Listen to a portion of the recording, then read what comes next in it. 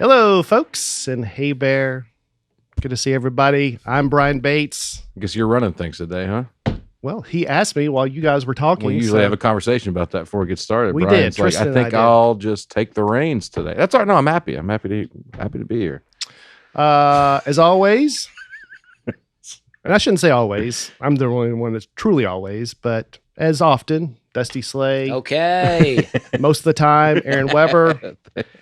And coming in a little bit later, very special guest. Yeah, I'm excited. Yakov Smirnoff. Yeah, will be here big deal. in a little bit. So excited to see him. So we're back in the studio, back in our location after a little road trip last week. Back But in the this real sign is world. new. This sign is new to me. It is new. That's a good sign. We got our little bobbleheads up there on the top. Funko Pops. Yeah. Mm-hmm. That's the new Nateland branding right there, the new logo. Yeah. I like it. Looks good. Looks good. Speaking of Nateland, our buddy Mike Vecchione special comes out this Friday. All right. Okay. Low Income White. Even the title's funny. Yeah. It is. It's a good title. I was here for the taping. He's so funny. It was great. Everybody's going to love it. This is his second special with Nateland. The Yeah. first one did really well. Very exciting. People loved it. So Mike this is- Vecchione's very funny. Yep. And Dusty, I think you might have some news. Well, I do. As of now, it's not been announced. It's supposed to be announced today, meaning Monday. And so far it hasn't been. But it is going to be announced soon. My new special coming out to Netflix July 29th called Wet Heat. All All right. right. Love it. Yeah, Wet Heat. You've been soft launching the title for Yes, a I have. while now. Yes, I have. I see all over Twitter. You're Yes. like, yeah, it's a real wet heat outside. Yeah. Let's I'm get putting that phrase going. Really putting it out into the ether, as they say. Yeah. And Wet Heat coming. Very exciting. July 29th. So, as long as, things in the world don't fall apart between now and then, it's going to be great. I think we'll be good. This I will be think Netflix's so. first 2-hour special. Yeah. That's a, Well, I mean, It's a two-parter. We should have that. We should have that. But yeah, as the last one, it is above an hour. yeah. Are they going to put it all out at once, or are they going to do it in series? It's a mini series. each week. No, yeah, that would be a good one. Huh? Yeah. But little cliffhanger. I could do that. Yeah. But Wet Heat coming That's July all. Great. 29th. Netflix. Mark your calendars. It's just a month from now. Just a month from now. It's Yeah. so exciting. They do it quick, huh? Go ahead, add it to the queue. Have you seen know if you can. have you watched the whole thing? You feel good Yeah, about it? it's my special that I funded myself, and I Wow. have been involved in the editing process all along the way. So I've been watching it, been very involved, very excited about it. But you're not physically going in there editing it. No. Okay, I'm not doing the editing. Thank God. But kidding. actually, there's I'm a guy who lives here that works with the editor named Okay. David Shamban. Yeah, I know. who, and Sure. he is doing the editing. Oh, that's awesome. Yeah, and the same director as last time, Jordan. Jordan. Jordan Peele. Jordan. Is it Jordan Peele? No, Is it but a horror movie? I don't know why I can't think of his last name right now. That's embarrassing. Jordan Levy. Yes, Jordan Okay. Levy. That would have been a guess of mine, but Yeah. I'm glad. Yeah, it's embarrassing that I couldn't come up with that. But that's what I do. I forget names. I feel like we're on his podcast because he'll always start every week with, had a great weekend, worked with a very funny comic. Ah, geez, what is his name? I don't know. But he I was wanted funny. to give a shout out to, can't remember his name, but Yeah. shout out. But- That's exciting, man. Yeah, very exciting. And so I'm pumped about it. It's going to be awesome. I can't wait for people to see it. I think it's better than Working Man. I think it's better than the last one. That's impossible. Well, thank you, Brian. For me, it is. There's no Yeah, way. But There's I no think way. it's better. Is this your first special where there's not an apostrophized word in the title? I guess so. Well, Because I remember you had Son of, or Making That Fudge. Making That Fudge. And then Well, you wanted it to be a series, I right? wanted it to be, I had a whole idea because Making That Fudge, and it had a picture of me holding a thing, and then I wanted to do Drinking That Gas Yeah. because I had a joke about drinking gas, and I had a picture made with me in the gas can, Yeah. and I wanted to keep that going, but I chose Son of a Ditch with a right. D. Yeah, So, yeah. So, But then Working Man, you came back. Working Man, yeah. So, Wet That's- Heat. That's so awesome. yeah. Wet Heat. Wet Heat. The title was debated amongst my team for a while, but ultimately, We'll throw out some other titles. well, we We'll were going to decide. go Hot Show because I that's like fun. to call things a hot show. Yeah. It's a hot show. So that was the only one other really considered one. Okay. But Yeah. wet heat, I think, has got a pop to it. Wet hot American show. Yeah, because it feels, people are like, oh, it feels dirty, but it's not. It's about humidity. Yeah, I didn't think it was dirty at all. That's the Yeah. only thing I thought it was Yeah. humidity. It's hot out here, guys. It's hot. Summer's in full swing. Summer's in full swing, and man, it's hot out there. And it's going to be hot July 29th when Yes, it the special is. comes out. So, That is Good so awesome. branding for it. yeah. Get out of the wet heat, turn on the wet heat. Wow. Yeah. Oh, that's good. I just fine. came Yeah, up with use that. right now. Use that. Yeah. Yeah. Well, that's awesome. Congratulations, Dusty. Thank you. Thank you, Brian. We didn't really talk about last week's show. We didn't talk about what we'd done, and I want to share. I went and did a corporate in my hometown of Lebanon, Tennessee, Nice. for many of the same people that was at my all-time classic bomb at the Wilson County Livestock Association. My favorite story of all time. Yeah. Yeah. My mom was there. Her friends were there. The guy who hired me for the Wilson County Livestock Association. Your mom's was there. friends were like, oh, here we go. This again? Here we go. They keep hiring this guy? Helen, why do you keep dragging us to this? So there was a lot of pressure on me. And thankfully it went well. I Great. feel like I redeemed myself a little Yeah. bit. All you right. know? So that was it. I was more nervous about that than I like that you say, I redeemed myself a little bit. well, I'm not saying it was a standing ovation. Our corporate is a corporate. So yeah. Yeah. it's never going to be the greatest show ever. And it's going to be tough to take the same people and put them in a different room and go, now this guy's funny. Right? Because they watch, it's like when people see you do bad, they always think you're bad. Tough to forget Mhm. that. Yeah. Mm-hmm. But there may be some of them were old enough they don't even remember the first time around. Well, some of them are dead. So Oh, okay. Yeah. Jeez. My bad. Yeah. He killed. Who was the corporate for? Was it for it was for the Cracker Barrel? Kim Alverson Foundation. It's Kim Alverson had cancer. Yeah. She passed away, but her family created this foundation to help people with cancer. Okay. Great organization. Yeah, and that's awesome. I was glad to be part of it. It was at the Capitol Theater in Lebanon. That's Okay. a big theater there. Yeah. Yeah. I used to go see movies there as a kid. Okay. That'd be a fun idea. I don't know if it's a TV show or what, but you track down your worst bombs, you reassemble the audience years later, and you get a shot at redemption. I could You do know. a lot of episodes. It could be a long season. They're like, geez. Yeah, I mean, that's hard. That's hard to do. It's hard to go. Like, I felt like people in my hometown, I felt like I had some good shows, but I felt like a lot of the venues around my hometown, same kind of, it was all not good. Mhm. And I was always just doing okay. And I just wanted, the story you tell about your dad coming to see you in, I think, Columbus, Georgia. It really hits with me because Yeah, that was I a feel hard it. It was That his was a one. hard Was one. that his first time to see you? No, but Is that the loft? what it was I was doing some jokes that were a little dirtier for me, at Mhm. least at the time. Mm-hmm. And the first time he came, the show was sold out. It was me and Chris Killian doing these shows. I was opening for Chris Killian. And, the first when were packed. My dad couldn't even get into the room. He showed up, he couldn't get in. So they let him just kind of walk off, come into the side and just peep in. And he came in about the time I was doing these dirty jokes, which involve him sort of. Yeah. But it crushed. And he loved the jokes. He was Okay. like, oh, yeah, because it crushed. Yeah. And then the next year, by the time he comes back the next year, I've perfected these jokes. Now these jokes are really good. And my dad came with his wife and then his cousin and his cousin's wife and then people from their church.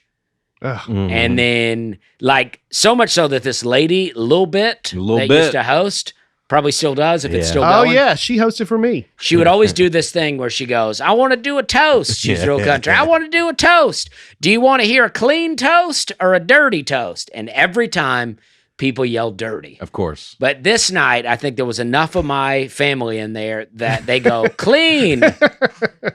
And she was didn't stumped. know what to do. I think she had never heard people yell clean. Yeah. And so then I come out and I'm like the dirtiest I've ever been, which is still not even that dirty. Yeah. But it was the dirtiest I've ever been. And I was doing these jokes and man, they were bombing so hard. Mhm. It's same jokes, but they're Yeah. actually better now. I perfected them. Right, Mhm. right. But they bombed. And then my dad hated them. My dad yelled at me on the phone. And Oh, I think my dad was ready for me to quit comedy. Yeah. yeah. And there's still time. Yeah. And I did not bring him back until I did the Opry. That was probably 2015. And then I did the Opry in 2018. So it's 3 years before I would bring him back to a show. Well, you redeemed yourself. Yes. Too. Yeah. So I did that last weekend. This past Sunday, I hosted Nateland Presents the Showcase Season 3. Nice. It was great. Great show, great comics, great audience. Aaron came down, closed it out. I think they were just tired. Oh, come on. But overall, the show was good. It was just a long show, Aaron. That's all. Now, Aaron killed at the end, so it was just a great night all around. It's hot. You know, it's hot. Yeah. It's a real wet heat outside. Yeah. So that's what I did. What about you, Aaron? I was in New York City Ooh. this past weekend. Last minute gig. I got hired to film some content at Fanatics Fest in New York City, which is Okay. the world's largest sports and trading card convention. Wow. Kind of up my alley. Oh, yeah. If you watched any sports media from this past weekend, chances are you saw something about Fanatics Fest. It was the headline generator. It was, I saw Tom Brady ripping up an Eli Manning jersey. yeah, we saw. I mean, anybody you can name, I was within 10 feet of him. I got Tom Brady 10 feet to my left, Mark Wahlberg 10 feet to my right. Uh-huh. James Harden walked right by me. I saw wrestlers and just like What wrestlers? I wish I could remember the name. They're like the defending American champion. Oh, new stuff. Yeah, some newer stuff. Now, some of the older guys were there, but they're a little more. They're not walking through the crowd. Yeah. Crowd like the newer guys are. Wemby. Uh-huh. I saw Victor Wembanyama Yeah. up close. Yeah. That guy, he cannot hide from a mob because he's a foot and a half taller than everybody Yeah, else. he's He's like 7'5". Wow. What? Oh, Seven. yeah. Oh, Wemby. I'm thinking about Giannis. Yeah, Wemby is like 7. Yeah. And I saw him hug LeBron. He made LeBron look like a little kid. Wow. So it was pretty great. I talked to Gary V. I got to talk to that guy. I don't know if you've seen him on Instagram. He's pretty intense. Mhm. But it was just a fun time. I had maybe the worst travel day of my life getting out there. I traveled in the night before. I had a 5 a.m. flight. I woke up at 5:30 in my bed. Oh, no. And I was like, oh, no, I've never overslept a flight in my life. So I'm traveling with a buddy, and I wake up and I have like 10 missed calls from him. He's just at the airport. So I call him. I go, look, just get on the plane. I'll see you in New York. I had Yankees tickets that I bought on SeatGeek. He went to the game alone. Oh, no. Just to New York. I just go have fun in New York for a day, dude. I can't get there till later. So I booked a Southwest flight at like 11. It's supposed to get there at 2:30 in the afternoon. Yeah. I'm on the plane. It's like 3 o'clock. I go, what's happening?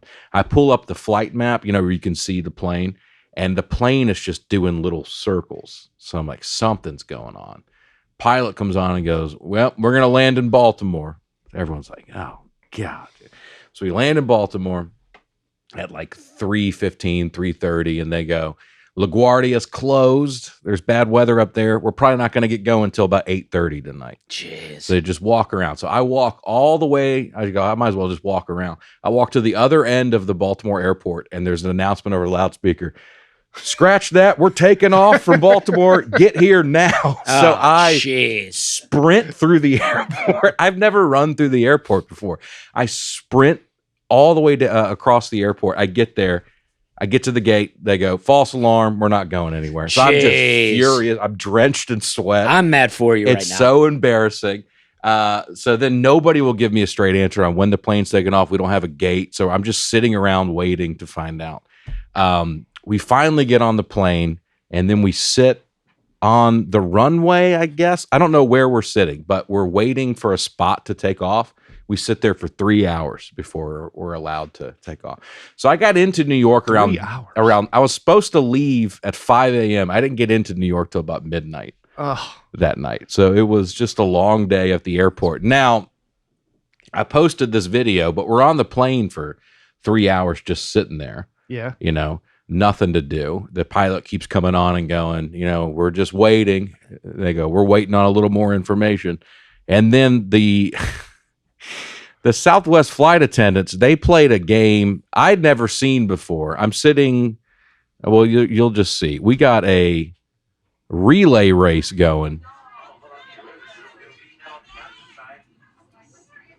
If you're listening, they are passing toilet paper roll one behind the other. We did a toilet paper relay race. Each side of the plane had a roll of toilet paper, and we had to pass it over our heads from the front of the plane to the back, and then the back of the plane back to the front.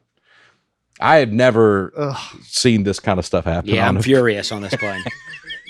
Were they mad at you for filming it while you were trying to win? I think everybody reckoned. Well, I probably had the best performance in this. Oh, because you helped you win. I got a little competitive. Our side did win, if it means anything to you. It does. Well, I can tell from the video you did. You're in a huge lead there. Look, everybody's filming. Everybody knows this is absurd. And I'll admit, there's been plenty of times in my life where I would be so mad that this is happening, so annoyed. But I heard a flight attendant say her day started at 2 a.m.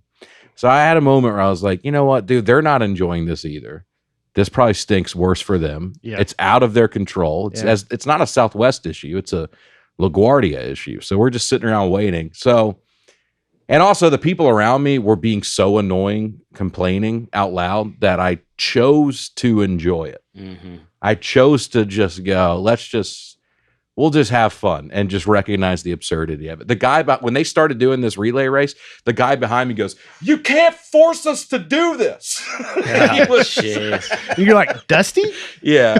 And this dude behind me, so annoying, dude. He kept going, "At least bring us some shots." Oh, geez. And that got a laugh the first time. And then he kept saying it. And I wanted to be like, dude, shut up, man. Oh, yeah. Yeah. Like, we're not getting shots. Yeah, it's like there's something about other people complaining that make you go, you know what? This is okay. That's what take it easy. Dude, if everybody else on the plane were like, this is awesome, I would have been that guy. Yeah, I would have been like, oh, you just take it. Oh, everything's okay, huh? This is just, you got nothing to do, huh? Yeah. But the people around me stunk that whole flight. But it was just a crazy long day, dude. And then anyway, then the whole weekend in New York was fun. I got to do some spots around New York City. Chappelle did. I was at the stand. Chappelle did a pop-up show there. Oh, wow. Dave Chappelle. It's a secret smoking headliner. Okay. And then it was like clearly him in the silhouette on the website. So I saw him walk through the hallway. It's kind of cool. And yeah.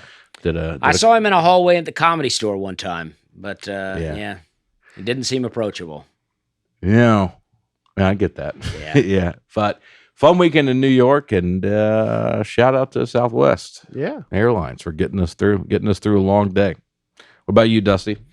I was off. I got really the month of June off for the most part, just trying to not travel.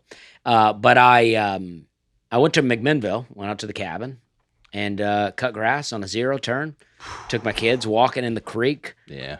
Went to the Chattanooga Aquarium. That's a good aquarium. Mm-hmm. Yeah, it's only an hour from McMinnville, so we went down there to that. That was fun. Mm-hmm. Just a relaxing week. I mean, I cut a lot of grass, but riding a zero turn is very relaxing. It is. I could just do it all day. Yeah. Listen to music while you do it? No, I just soak up the sounds of I love it. I could do it all day. I love riding a lawnmower. That's great. Yeah, I'm jealous. Yeah. All right, you want to get into these comments? Let's do it. I say that, but if my job was to cut grass, I would hate it. That's true. I was actually thinking that. If there's a baseball stadium, I think I could. That's because you're doing it when you want to do it. Yeah. Making progress with your finances can be such a headache.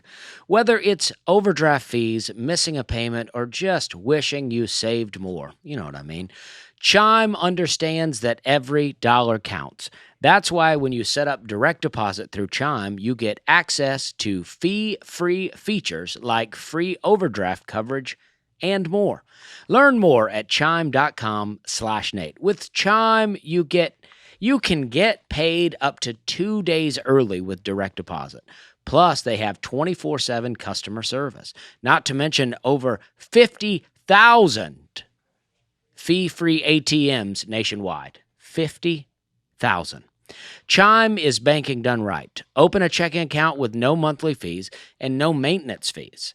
And with qualifying direct deposits, you're eligible for free overdraft up to $200 on debit card purchases and cash withdrawals. Work on your financial goals through Chime today. Open an account in 2 minutes at chime.com/Nate. That's chime.com/Nate. Chime feels like progress. Chime is a financial technology company, not a bank. Banking services and debit card provided by the Bancorp Bank N.A. or Stride Bank N.A. Members FDIC. Spot me eligibility requirements and overdraft limits apply. Timing depends on submission of payment file. Fees apply at out-of-network ATMs. Bank ranking and number of ATMs according to U.S. News and World Report 2023. Chime checking account required. All right, comments come from Twitter, Instagram, YouTube, Apple Podcast reviews, and Nateland at natebargatze.com. Melissa Lewis.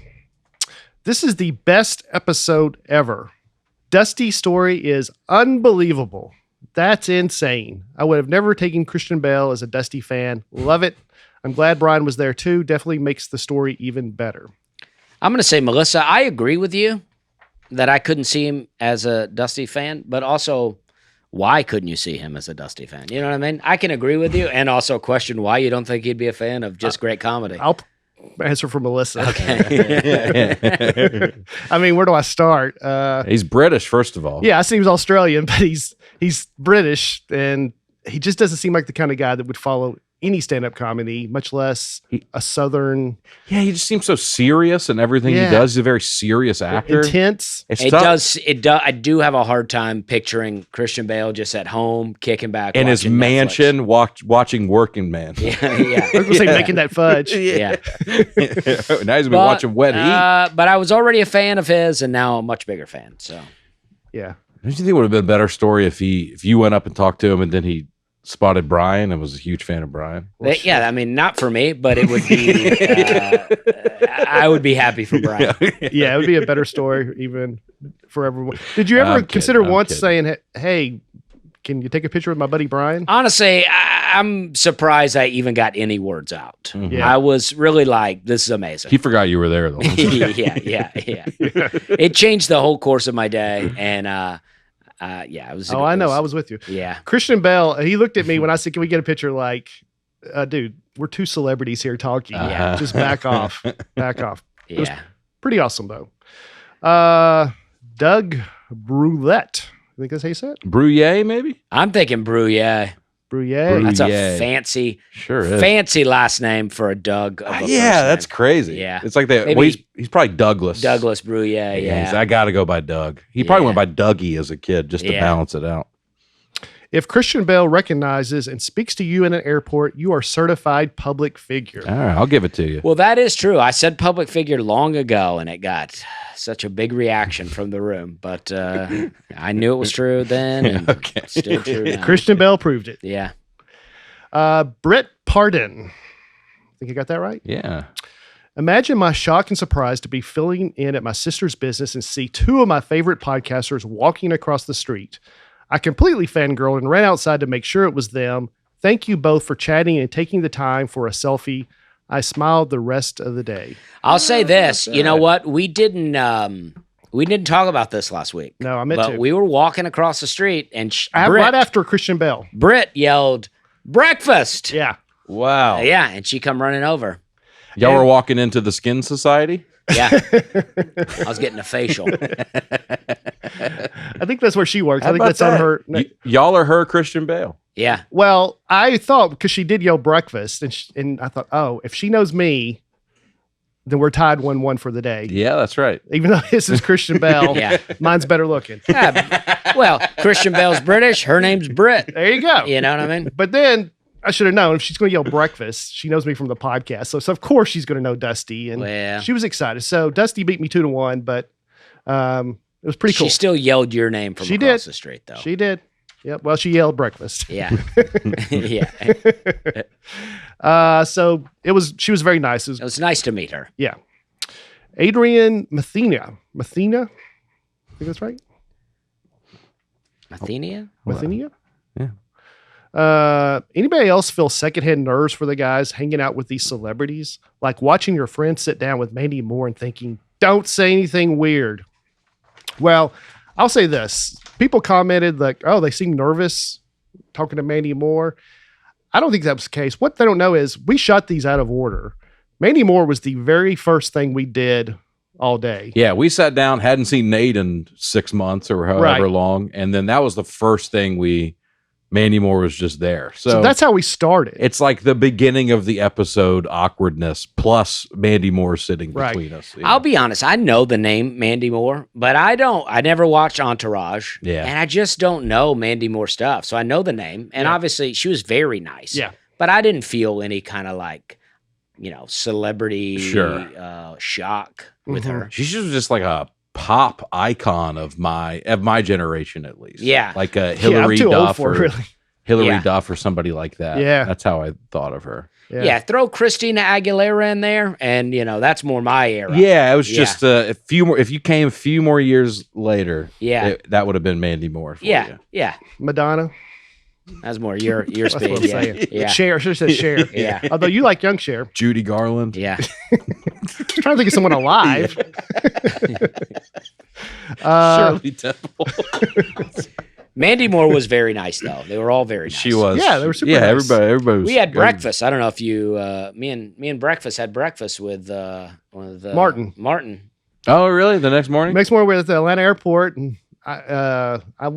in a TGI Fridays. TGI Fridays. I'm telling, I'm like to Brian. I'm like, I never come in one of these restaurants in the airport. Mm-hmm. I never go to a chain restaurant in the airport Yeah. and sit down. And then we're there. Here comes Martin. yeah. Oh, He that's cool. joined us. We sat yelled with at him us. from across the restaurant and forced him to sit with us. Yeah, I don't think he wanted to, but he had no choice. Martin! And then we left him. Yeah. Oh, he's a nice guy. Yeah, he was very nice. I'll say this about the movie, too. We get to do this podcast together, but we never get to travel together. We're always in different parts of the country doing shows. So I got to go down, shoot the scene with Aaron, hang out with him a couple of days, fly down with you to do the podcast. So it was just fun hanging out with you guys on the road. Yeah. Yeah, it was awesome. fun. Yeah. It was awesome. Dirk Glubke? These are some tough names. Oh, yeah. I've been watching this podcast regularly and really enjoy the bond you all share. Oh, boy. You all seem to appreciate each other and are very supportive of the successes you all enjoy. On camera. Yeah. These guys are so jealous of me off camera. I love the Dusty Aaron exchange regarding seeking employment in the dessert industry. And Aaron comes back with, it's not too late for a pivot. It's clear how much you all enjoy each other's company and it's fun to go along for the ride. Well, thank you, Dirk. Appreciate that, Dirk. Yeah, look, we're all riding a wave, but it could all come crashing down at any moment. So you never know. We're all well aware, Yeah. I could be working at a gelato spot next week. And enjoying yourself. And really enjoying it. But I have always been curious about the samples thing when I ask Martin, because I get so annoyed when I'm in line and people keep asking for samples. I'm like, it's ice cream, okay? Mm-hmm. It's all going to be good. You get 2 samples. That's it. Hot take, I don't think you should get any samples.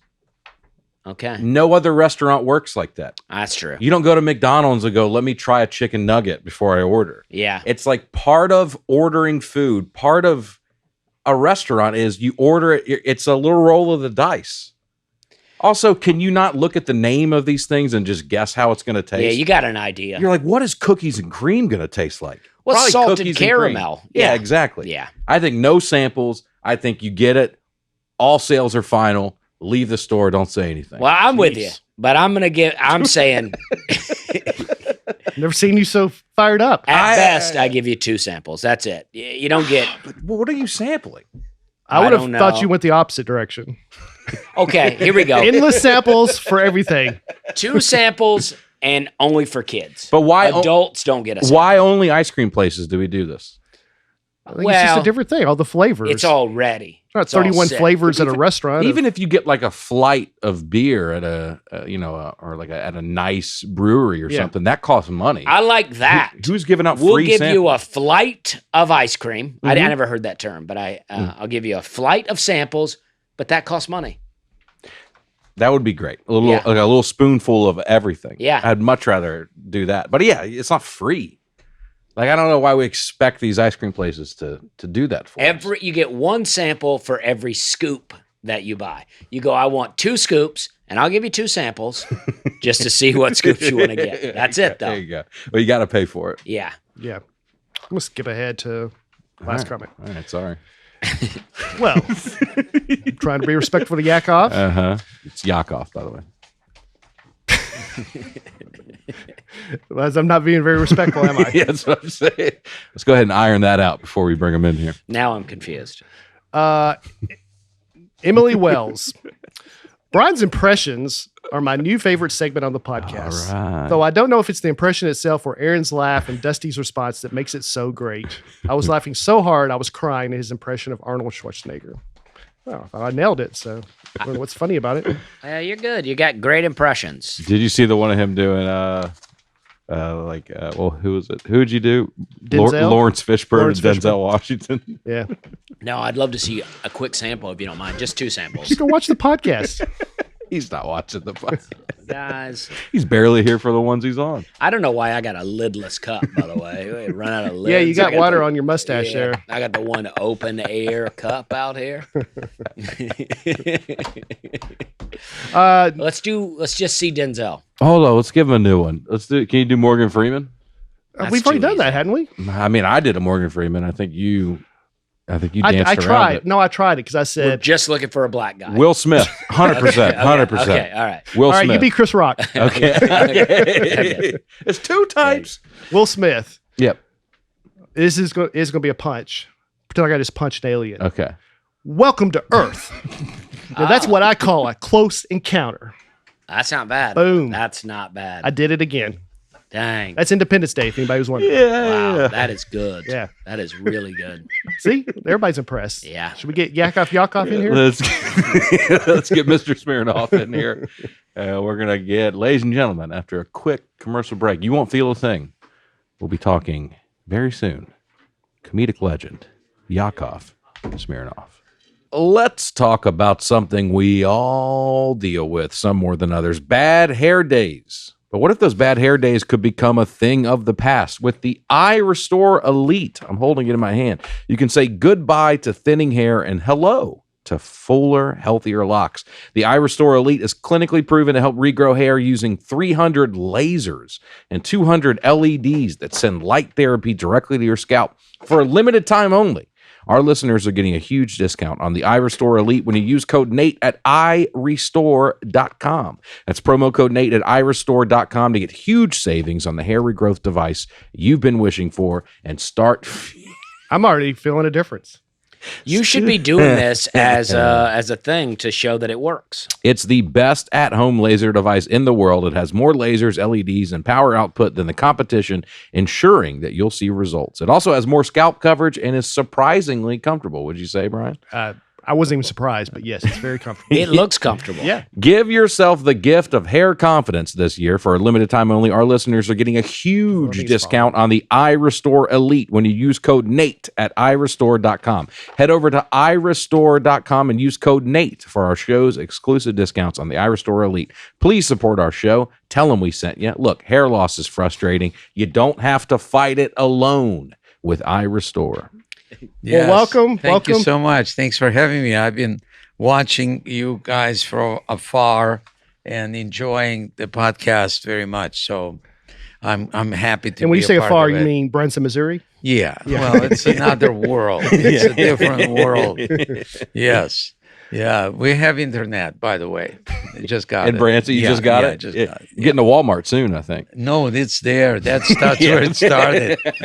Yeah, Branson. Yeah, Branson. That Walmart's got to be good in Branson. It's good. Yeah, it's a good Walmart. Yeah, it's good. Yeah. You and I talked on the phone because I tried to do your podcast, but first time I met you in person was for the Nashville Comedy Festival a couple months ago. Yes. I was on Dusty's show at Zany's. You came by, watched the show. Yeah. Then he went over to the Ryman Yeah. and did a set on that Nateland show. And I came over later and Aaron said, Yakov killed. Standing ovation at the Ryman Auditorium. Yeah. I mean, Wow. it was a very cool moment in the show. And I was thinking, I don't know if jealous is the word, but it got to me I as think like so. to get to a level where you show up at any show and they're like, obviously put him on the show. Like Yakov's backstage. It We're was- like, yeah, see if he wants to do a spot. You know? It wasn't that. It's just Brian Dorfman, who you well known. he just saw me and he goes, "You want to go up?" And I didn't even know where I am. I had no idea. And so I go, "Okay, what do I do? Just do 15." I go, "Okay," and that's how it was, you know. So, but it was a very important moment for me because I've been in Branson bubble kind of for the last 32 years. Wow. Entertain over 6 million people. So I had I have 2,000 seat theater. So I'm in a good spot. Yeah. But lately, and I think the person who is responsible for this chair or wherever he sits, that's normally Brian's chair. Oh, exactly. So you're talking about that chair. Nate usually sits here. That chair, okay. That chair is responsible for me kind of coming out of semi-retirement, whatever. I was just phoning it in, basically. The show has been going on for years, and people coming, and it's wonderful. However, he kind of woke me up saying, "This is what I used to do in the 80s." And at that time, there was no arenas for clean comedy. And he kind of paved the way, and it was like, I couldn't believe, I mean, I was blown away. So when I saw that he was coming to Springfield, Missouri, and he sold out this arena, and I wanted to be in the proximity. So I bought 2 tickets, $500 each. Wow.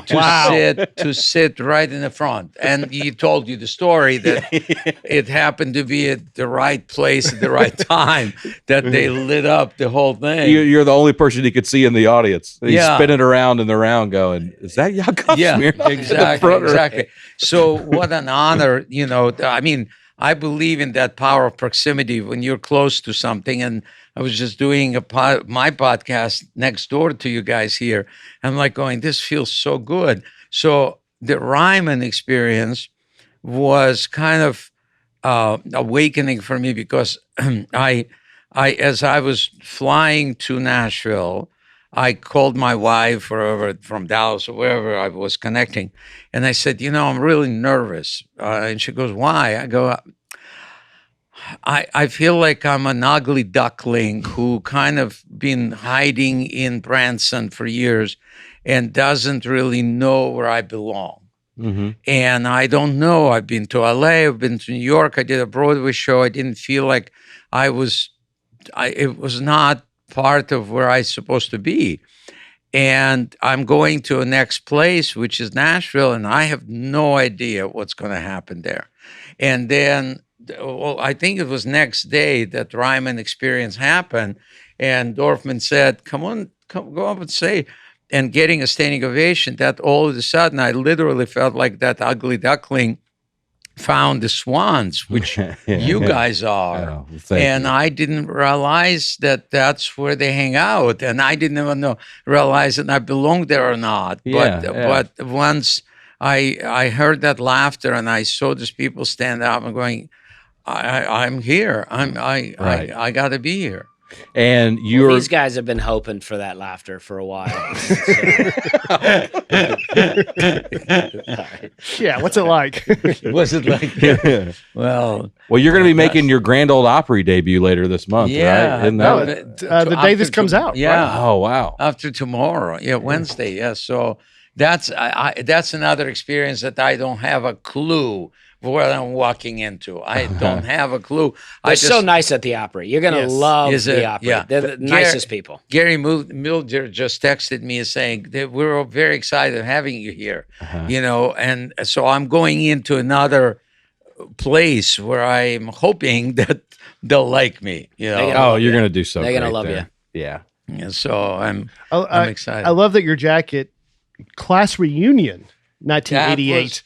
That was 1988. Yeah, that's the one that I was doing with Robin Williams and Richard Pryor and all of these big guys that I'm like. Who else was it? Howie Mandel, Paul Rodriguez, David Letterman. Yeah. Yeah, I forgot that. Yeah. You think about the group of comics we started with, like your little class. That one's pretty crazy. That was crazy. Be on the same show with them was amazing too. So you started when you moved to America. Was it Los Angeles first? Was it the first place New York. New York was first. I didn't speak English, but I wanted to do comedy because I was a comedian in the Soviet Union. Yeah. So I got a taste of laughter, but I didn't know if I'll ever be able to actually get on stage because I didn't speak English.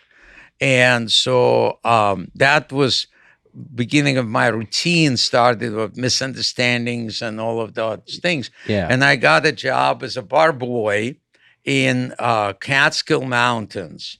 And there are a lot of vaudeville comedians who were there. And so I kind of was watching them and learning English from them. And then I would became a bartender, and I would start telling jokes in the bar to the customers. Yeah. And I knew if I'm funny, then I get tips. Yeah, sure. So that was my gauge. I didn't, and so that's how it started. And then When did you move to New York? What year? New York is 77. Okay. 77. I read on your Wikipedia page that you almost got sent back because you registered as comedian, which they translated to party organizer. It was exactly what happened.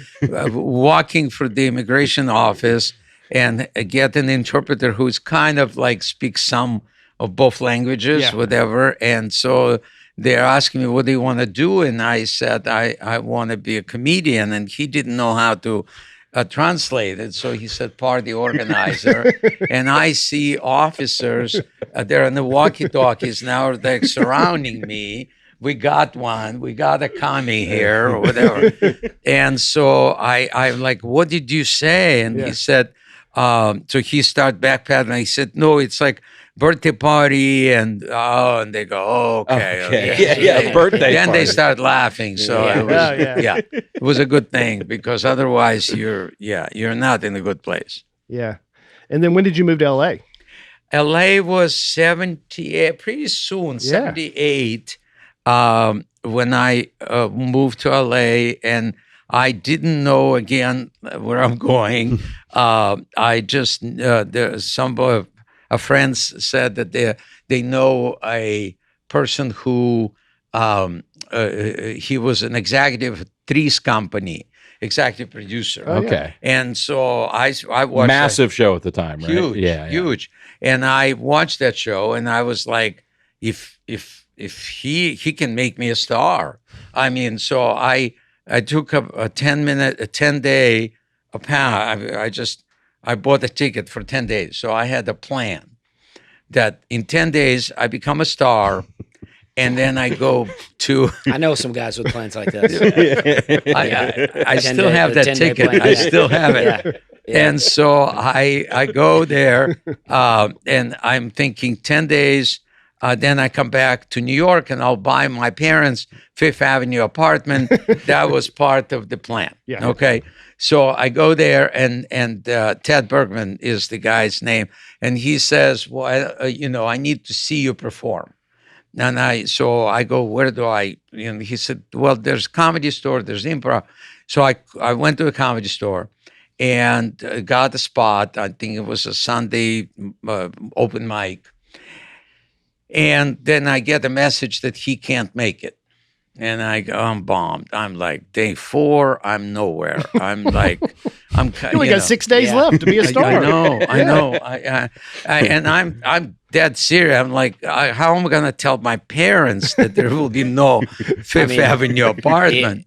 4 days in, and you got a spot at the comedy store. Yeah, that's very an good. Unbelievable trajectory already. Yeah. So there are guys that live there years, they can't get a spot. Yeah. Right. So but I don't know. I mean, I literally don't know if it's good, bad, and whatever. Yeah. So I go there and I did my set, and I did about 5 minutes, and got laughs. Was pretty good, and then but I'm leaving, and I'm going, man, I need to figure something else. And I'm walking on Sunset, and I'm bombed, and Mitzi had the secretary, Chrissy, and she was a British girl, and she runs after me and she goes, Yakov, congratulations. And I go, for what? And she goes, because she knew that I'm expecting this guy and he didn't make it. And I go, he didn't come. And he said, no, Mitzi liked you. And I go, who is Mitzi? Yeah. And she goes, she's the owner of the Comedy Store. Go talk to her. She's sitting there. So I go sit down, and Mitzi and her, she goes, you were good. You should stick around because there's always place for good and different. Good and different. Yeah. Yeah. And I don't know who I'm talking to, right? And she goes, I go, Mitzi, I got to go back. My parents are in New York. And she goes, what does your dad do? And I said, he's a building construction engineer. And she goes, well, can he be a carpenter? I go, yeah, I think he's really good at that. She goes, bring him here. I'll give him a job. Wow. Right. And then she goes, where do you live? And I go, I'm staying with some friends. And she goes, I have a house above the Comedy Store, and you can rent a room for $120 a month. And so, and there are other comedians will live there. And I go, okay. So all of a sudden I got my dad a job. And then the last thing she goes, and come back tomorrow and see a regular show. So I come back tomorrow at day 5, and I'm sitting on the back of the original room.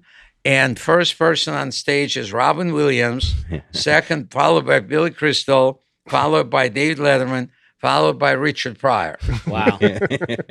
And I'm sitting there and I'm going, I'm ahead of schedule. If she likes me and she likes those guys, Yeah. I'm sticking around. Did you know who those guys were? Yeah. Okay. I watched them on TV. I mean, I was so wanted to do comedy, but I didn't know if I can because of my English. And so, but I was glued to TV and watching Johnny Carson, whatever I could watch and learn. That was my whole thing. And so then the rest is history. Mitzi, just by being there, she gave a job to my dad. She did not put me on stage for like 2 years. I was just helping my dad do carpentry, but I was in the best school of comedy. I could watch comedians for free, and it was amazing. And that's how I got the movie with Robin Williams, Moscow on the Hudson, and then I got movie with Tom Hanks. Those are things were happening before I even became a regular. Yeah. But I was just hanging around the right place, right time. What did your dad say when you called home and said, I don't have you a place on Fifth Avenue, but you have to quit your job and move to LA? He didn't have a job. So he was an engineer, but he was an engineer in the Soviet Union. I see. He came here. He didn't speak English. They're older, and so they were not employed. So, yeah, okay. So son said, let's go to LA. So they came, and he was able to do a couple of years at least of work there. I was helping him, but that was, it was good. And we did a lot of good things in the Comedy Store. So a lot of legends are going around that, Yakov built this and Yakov built that. I go, I don't remember that. But okay. Yeah. So, but it's been a blessing in disguise there. Not in disguise, for real. Yeah. So that's how my career took off. I also read on Wikipedia that there's a style of joke that kind of developed from you. The whole in this country, and then in Russia. Yeah. They call it reversal jokes, and they attribute it to me. I don't know. I'd say I'll take the credit, but it was the commercial that I did. The Miller Lite commercial was, in America, you can always find a party. In Russia, party always finds you. And that was very successful. And so and then after that, Jay Leno picked it up and going, in Russia, car drives you, etc. So it was significant actually, having a the commercial probably was the most impactful in my career. Out of all the things that I've done, people would just start recognizing me because it wasn't during Super Bowl and I was in everybody's living room. Yeah. And so that was a big break. And a Miller Lite one too. I mean, that's Yeah. a big It's a big good thing. beer. Yeah. Well, I'm a little bit older than these guys, so I remember you on Night Court. Yes. That was a big deal. I remember a little Night Court. Okay. Yeah. I couldn't tell you any characters, but I do remember Night Court. Yakov. I was one of them. Yeah, I was one of them. I did 7 episodes. It was very a great show. And Harry Anderson and I worked in a club together with Jerry Seinfeld one time, and I was opener. Harry was middle, and Jerry was the headliner. And after, when he got the show, Harry Anderson, then he brought me up to the producers, and they brought me in, and they liked it, and they kept bringing me back, which was wonderful. This is really the dream that every comic has, that they just go to LA and people go, you know what, I like you. I'm gonna put you in some stuff. I mean, what a country. What a country. But to be honest, I was so I was in it. And I only until it kind of ended, the career kind of went down. I didn't realize I was so busy doing it that I thought every immigrant gets that opportunity. Yeah. Which is kind of a myth, but I just happened to be at the right place with the right set of skills. Yeah, I mean, it's your story is what everybody thinks can happen to them. Everybody thinks, I'm going to go to LA and they're going to see me and I'm going to be a star. Yeah. And it does happen. Obviously, it happened to you. It happens to other people, but it's rare. It's an amazing story. Yeah. But I got to tell you what I learned later on as I was getting into my education later in life, getting my master's and a doctorate degree, all of those things. I was trying to understand what's the secret, what was happening, because my talent was obviously part of it, but there was something bigger than that, way bigger than that, and I didn't know what it was. And it was that the Soviet Union was a major threat to America, to the point that people had to get under desks in school and wait for a nuclear attack. I mean, so I met the needs of America. They saw a human. They saw the Russian person that is not threatening. It's not banging shoe on the United Nations, say, we will bury you, whatever. And I was like, I came in, this innocent guy, and then they're going like, we're afraid of this? Are you kidding me? Right. And that's what America needed. Yeah. And when you meet, if you can figure out what is the need that, whether it's a country, whether it's a group of people has, and you can meet that need, you can do well. And I think it worked for you, obviously, because you weren't playing a character. You did love this country and still love this country. I still do. If it was a fake thing, it would have eventually came through. Eventually. There was, Robin Williams used to do a lot of Soviet impressions. I think he was calling them Soviet suppressions. and that was right before I came on the scene. Yeah. So people who thought, they thought I was playing a character. Right.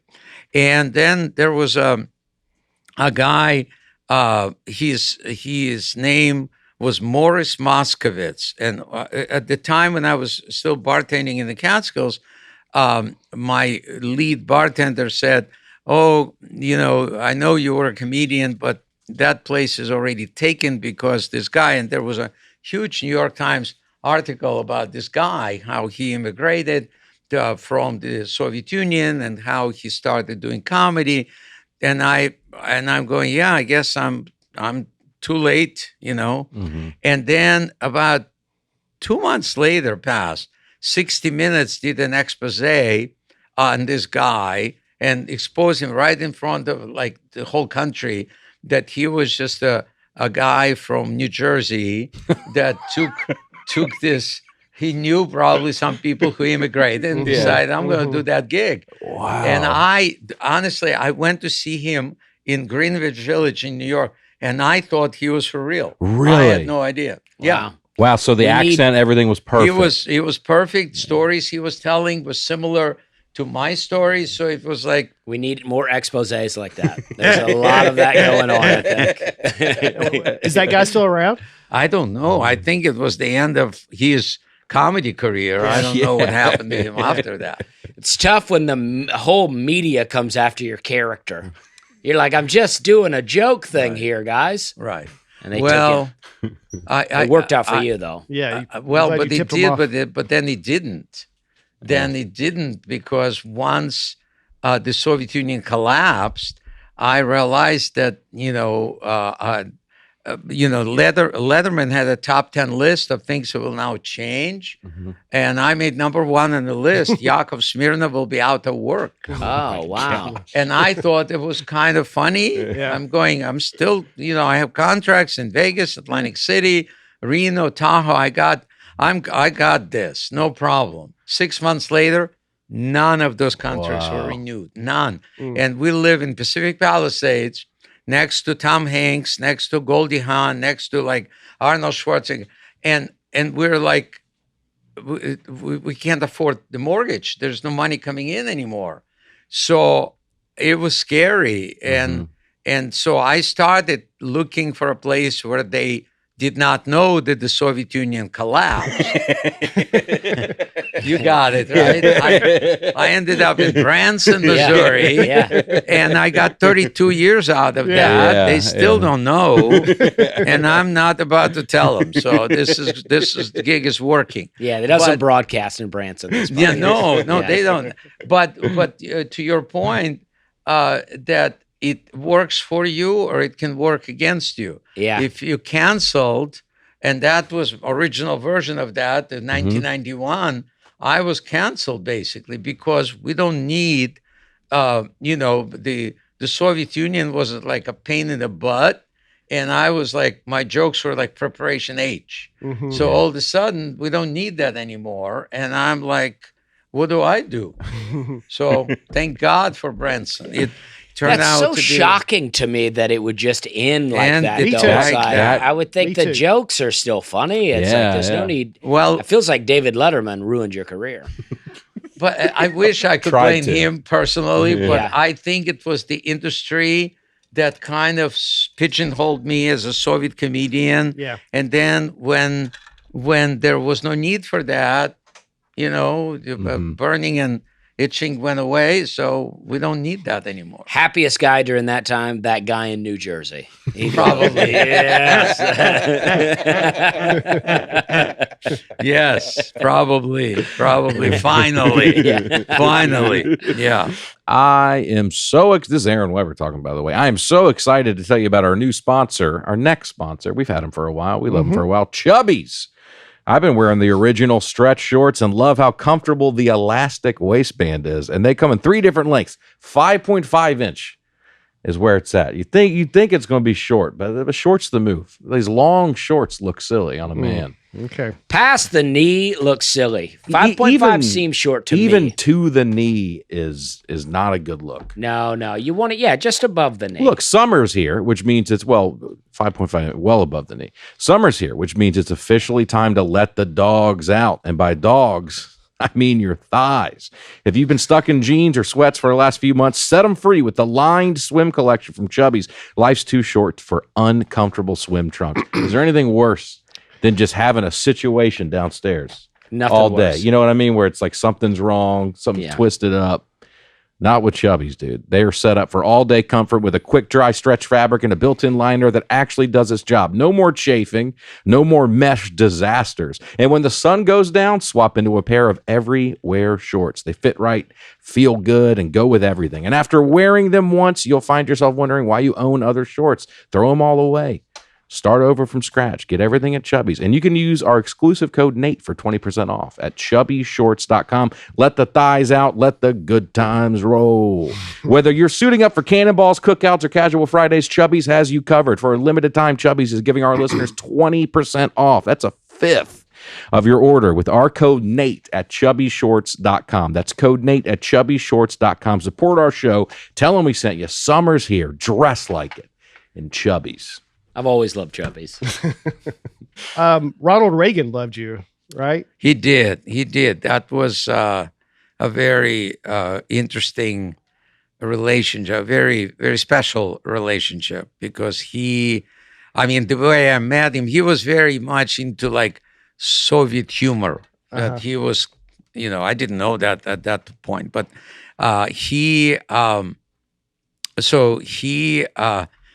I was performing in Washington, D.C. Now I see why you don't take the cap off, because there's ice in there. Oh, yeah. They don't even let me have a cap. Yeah. They don't even let me have a cap. No. We had to give ours to Yakov. Yeah. Come on. So I was at the comedy cafe, it was called, in Washington, D.C. And after the show, this guy comes over and he said, I'm hosting, I'll have President Reagan and Nancy Reagan in my house for dinner. Would you like to join us? I'm not exaggerating. Yeah. And I'm thinking, this guy is off the rocker. Right? It's like, who are you talking? But he was a chief editor of Washington Times. Okay. And I didn't know. And so he calls me a couple of weeks later, says, here's a ticket for you to come to join us. And so I'm flying there, and we're in the car, and we're pulling into this neighborhood, and there is like 2 helicopters are hovering over the neighborhood, and then there is like barricades, and the guys in bulletproof vests and with machine guns, and I'm going, there's no way they're gonna let me into this thing. So they get the Arno de Bargatze, his name, and he get him out of the car, and they frisk him, and they ask for one ID. But he said, I'm the owner of the house that the president is coming to, and said, we don't care. And so finally, and then now I'm sitting next to him, and the guy's putting flashlight on me, and I'm going, I'm dead meat. So they're going, we got the party organized. There you go, finally. Yeah, we got him. So I'm sliding into this chair, and he goes, Miller Lite commercial, right? I go, yes. And he goes, go in. Oh, that's awesome. Wow. That's So awesome. it opened that. I mean, look at that, you know. Yeah. So I go there, and there was only like 18 people, dinner party. And this is the night when President Reagan sent military helicopters to Libya to scare Gaddafi. And so behind him, so this was a big deal to have like a hospital set up in the guest bedroom with all the operation. If there's a need to be, all the windows are blocked with like, some special plywood, whatever. Yeah. And so I'm sitting there, oh my God, I don't know where it's going. And the president walks in, and he just, they said, this Yakov Smirnoff, he's a Russian comedian. He just smiled, and he said, have you heard this joke? And he proceeds to tell me a joke. And people now, they're looking at me, and I'm now telling him a joke. So 18 people like this, and him and I are sitting across from each other and just telling jokes. Yeah. That was amazing. What a moment. And behind him, there's a guy with the football, which is a briefcase with all the nuclear codes. And he's a Marine, and he's not supposed to smile. And I have a goal to just crack him up, Right. So a couple of times I did, but but I was, nervous. You put our country at risk. I know. For your own ego. I did. Pretty So, crazy to move to America knowing no English, and within a few years you're going joke for joke with Ronald Reagan at a dinner party. Yeah. I mean, that's crazy. It is, and it continued. I mean, I felt like after that, he just, when he was going to the Soviet Union to meet with Gorbachev for the first time, I get a call from Dana Rohrabacher, who was his head speechwriter, and he said, "This is confidential. President Reagan is going to go to Russia to meet with Gorbachev for the first time. It's a big deal." So he not only he wants to do meet with him, but he wants to do a speech in the Kremlin in front of all the Russian politicians. So President Reagan asked if you were to write jokes for his speech. Wow. And I'm thinking, if this doesn't work, I don't have any countries to go to. Where am I going after this, right? But I was honored. I wrote some jokes. They put them in the speech. But then they go, "Do you mind reading the speech and seeing if we have a right tone?"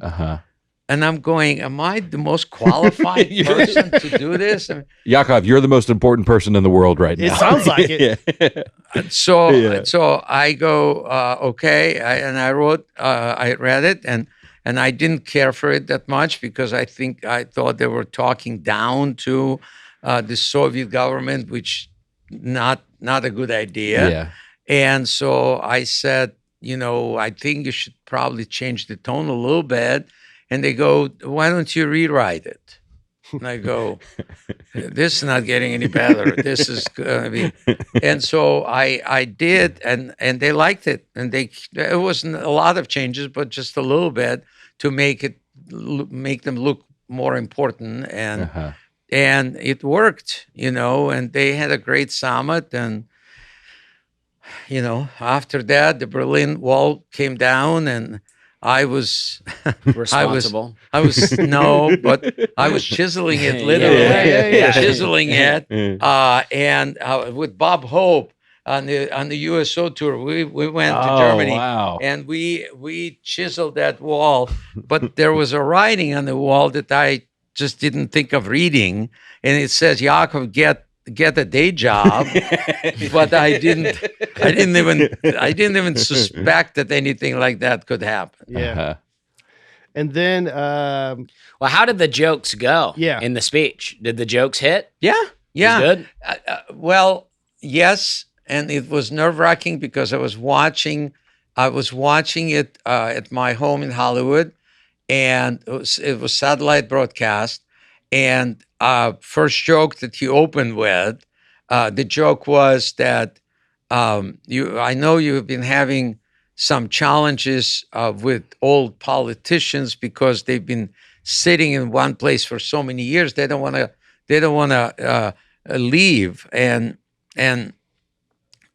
But I heard this tale that in Russia, when a child is born, an angel comes down from the skies and kisses that child.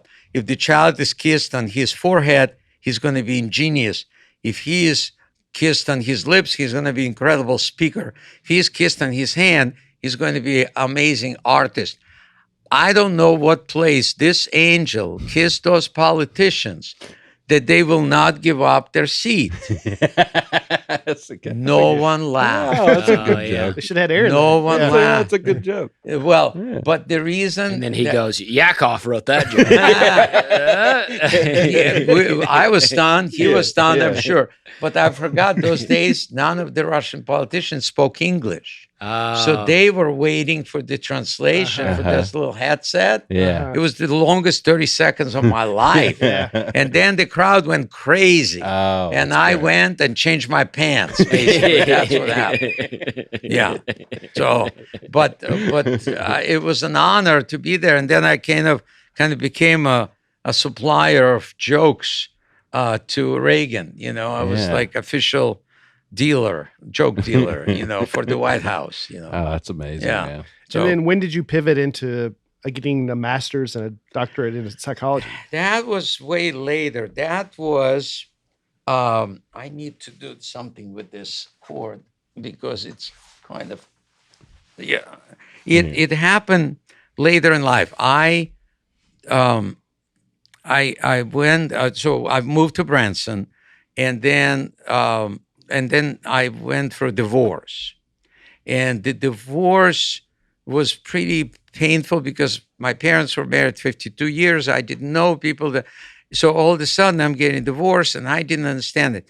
And then I started trying to figure out, why it happened. And then it was what I noticed, and I started asking my audience. I said, there was laughter in the beginning of the relationship, and in the end, the only people who are laughing are attorneys. What happened to laughter? So as a comedian, and my dad was an engineer and very much into inventing things and reverse engineering stuff. So my brain was like going, something happening in the beginning and something happening in the end. And I didn't know what it was. And so I started asking audiences. I said, how many of you remember laughter being part of this honeymoon stage of the relationship? And everybody is just so much into it. And then I would say, how many of you would go on the second date if you didn't have laughter? And no one applauds, right? So it was like, oh, there is something here that I want to research. So that's kind of where I went. At first, I was trying to do kind of my own, trying to understand it and make sense out of this. And my kids were little. My son was 5 and my daughter was 7. And I was trying to explain to them. So I actually brought this little thing that I put here earlier. This is how I explain my children divorce. Okay. So I got magnets. I got magnets from the store that sells like equipment for teachers, and I figured, well, maybe they'll understand this. Okay. So I took 2 magnets, and I'm like going, okay. So in the beginning of the relationship, it's works somehow. Something works. And because we attract each other. And then love and laughter live in this space. So that's how I was explaining it to my kids. Yeah. And I'm going, okay. And then, something happens. And I didn't know what it was. And then they start repelling each other. I'm telling my kids, this is what's happening. And then, not to repel each other, they don't want to fight, so they meet their own needs somehow, and they no longer repel, which was kind of mesmerizing for the kids. So I said, so if I can figure out what that was, then maybe I can have a good relationship somehow, that I can predict something. So I worked on it and I would do that as part of my show. I was so into it. And I wanted to understand it. So I start playing with those magnets, and this is what happened. Wow. So when you understand what to give, and later on it happened that I realized one is giving, one is receiving. Both of us can do that. But if both people give the same things, then it's going to repel. But if they do the right things for each other, then love and laughter lives in this space. Wow. Yeah. So that was the beginning of that educational kind of process. I'm going, there is a law of nature. Here it's, magnetism. And in relationship, there's something else, but I didn't know what it was. So that's when it was, I got my master's at UPenn, and that wasn't enough. I didn't feel like my dissertation wasn't as good as I wanted it to be. So I went to Pepperdine and got a doctorate degree there. And that was, the dissertation was called Law of Laughter LOL. That was the only The joke. original LOL. Yes. Yes. Yeah. They let me keep that joke. The rest, 190 pages of no jokes. Wow. Nothing. Just straight research. And so I was able to prove that it's basically meeting each other's needs is that's a setup. If you look at that as a laughter, like when you're telling a joke, you have a setup, and you have a punchline, and then you have a laugh. Meeting the needs is the setup. Your humor is the punchline. Laughter is a result of that. Yeah. That's what this helped me figure out. And this is a very Branson thing, these magnets. It is. Very much so. Very much. Easy to understand. Yeah. Yes. We sell them in the gift shop. It's all good. It's all good. Great margins on it. Yep. Absolutely. Absolutely. Made in China. It's all good. Yeah. Summer is in full swing. Yeah, it is. More sun. Uh-huh. Dusty, do you like summer? I love summer. You love the sun? The wet heat. That's what I'm into. Yeah. Well, there's more things to do outside, and we get a lot busier. So summer has so many activities you don't want to miss out on. Number one thing you should do for the summer is cook. Oh, yeah. Spending hours cooking inside is what you don't want to do. That's where Factor comes in. Factor's chef crafted dietitian approved meals are ready in just 2 minutes, taking the hassle out of eating well. They do all the hard work so you can enjoy every bit of summer. Factor meals arrive fresh and ready to eat, perfect for any active lifestyle over summer and beyond. With 45 weekly menu options, you can pick gourmet meals that fit your summer gains and goals. Choose from options like Calorie Smart, Protein Plus, Keto, and more. Enjoy more this summer. Get Factor if you want all the flavor and none of the fuss. Aaron uses Factor and has for years. Yeah, I haven't been that diligent about it, but when I do it, I see results. Factor, buddy. Says you Factor have. is good. It is. That's great endorsements from both of you. I started trying it out and I love it, and you will too. And that is true. My family loves it. Okay. Well, I like the breakfast option, obviously, because I'm Uh-huh. breakfast. Uh-huh. But on-the-go lunches, they're super helpful too. My wife's out of town. She's in California this week. So Oh. I'm a stay-at-home dad, and Factor is going to be a big factor in my life There this you week. go. So get started at factormeals.com/Nate50off and use code Nate50off to get 50% off plus free shipping on your first box.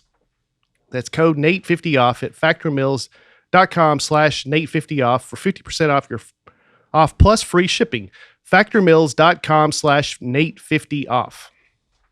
Well, I did a little research on psychology when I found out we had an expert Yes, coming on. You're the most educated person we've ever had on podcast. Do you ever go by Dr. Smirnoff? Do you ever want to? sometime. I sign my emails, Dr. Smirnoff. Otherwise, Dr. Yakov. Dr. Yakov. But that's it. Yeah, I don't. Nobody calls me. Not on stage or anything. Yeah. I tried it for a little while. Yeah. It didn't meet. A rebrand. Didn't meet. Huh? A rebrand. I tried it, Yeah. but I actually walked out after my graduation in a robe, and it went well, but it wasn't like something. Yeah, we want to see more of that. Uh-huh. Yeah, Sure. so that didn't go. You know, Aaron, we did this about 4 years ago. One of the live tapings at Zany's. We talked a little bit about psychology. yeah, but it was a little bit over Nate's head, so we thought since he's not here, we can do it again. Nate, I had nothing to do with this. It's their setup. Okay, I'm walking I don't know into anything about something. Okay. Well, you'll find this interesting, I think. I want to hear Okay, your go opinion for it. on this. Yeah. So psychology is the scientific study of the human mind, especially those affecting behavior. And I read an article that said comedians are the closest thing to psychologists because we do experiments. We give a scenario that we think will have a certain reaction, Correct. and we get immediate feedback. That's correct. And that's what psychologists do. Would you Yeah. say that? I would say it's close. That's why my podcast it's called Comedy Couch, and the reason I called it that because it's kind of a mixture. We're having good time. However, the more and Well, I that's talk. his catchphrase. We're having a good time. So Yeah. Oh, sorry. he Oh, trademarked it. what a country! There you go. You get it. You get it. I got it. Yeah. I got it. So yeah, I agree with you on that. I think that it has to do.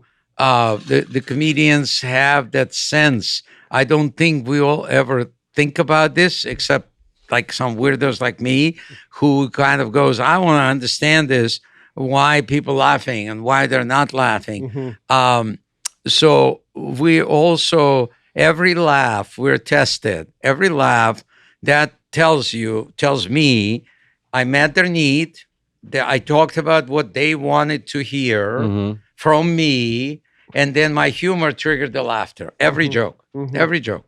So I called the podcast the Comedy Couch because, and I'm talking to comedians who obviously have some issues. All of us have some issues.